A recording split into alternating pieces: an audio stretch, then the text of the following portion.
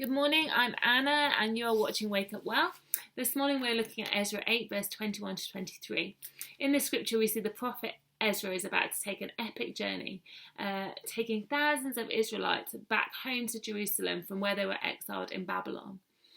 This journey would end up taking them 4 months through treacherous lands full of their enemies, and on top of that they were laden with gifts of gold and silver and other equipment that they needed to take with them.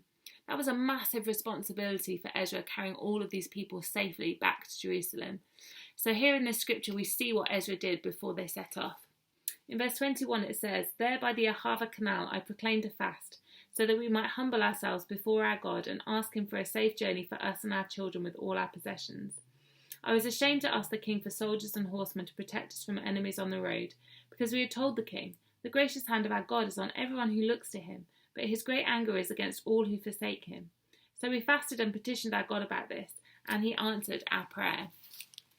This week at the Well, over these last few weeks, we've been looking at these things called holy habits, and today we begin looking at fasting. So in the service later today and throughout this week, we're going to be asking questions like, what is fasting? How do we fast? Why do we fast?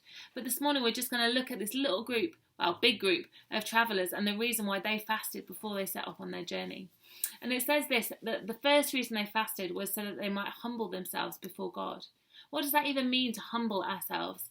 Well, I think Paul gives a good description of humility in Romans, where he says, "Do not think of yourselves more highly than you ought." I think in essence to humble ourselves means to become aware of our position before God, that he is God, the great I am, and we are not. He is exalted and lifted up, so we bow down.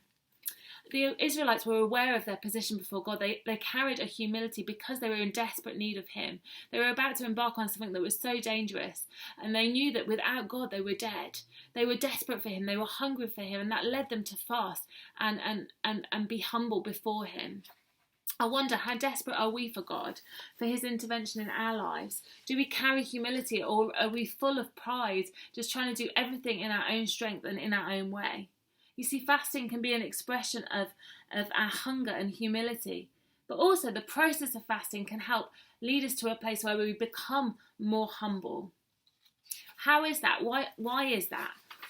Well, when we fast, it exposes our weakness. It exposes our humanness and our flesh. I don't know about you, but when I fast food, I become hungry, and I often become hangry.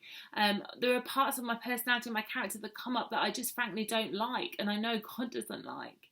It makes me aware that I'm not the great person that maybe I thought I was, but actually I need help, and I really, really need God. You see, our dependence on God can be restored and reset through fasting as we allow it to humble ourselves and to remind us of our position before God and our need of him. So that's the first reason why they fasted, was to humble themselves. The second reason why they fasted was then to petition God and to ask him for the safe journey and protection that they needed.